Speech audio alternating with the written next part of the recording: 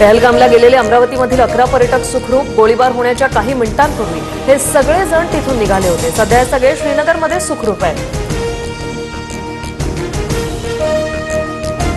दिल्ली, मुंबई आणि पुण्यातील police alert मोडवर. पहलगाममधील हल्ल्यानंतर पोलिसांना सतर्क राहण्याचे निर्देश.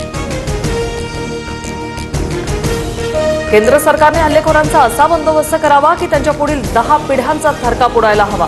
राज ठाकरेंकडून संताप व्यक्त.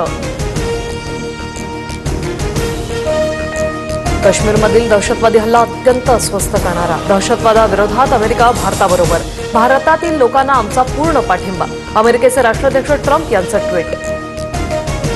गुणरत्न सदावर्ते यांच्या घरासमोर मनसेकडून बॅनरबाजी. डंक्याच्या पोपटाला मनसे भीक घालत नाही. मनसेनं सदावर्तेंना डिवचलं. एक देश एक निवडणूक विधेयकाच्या अभ्यासासाठी संसदीय समितीची स्थापना.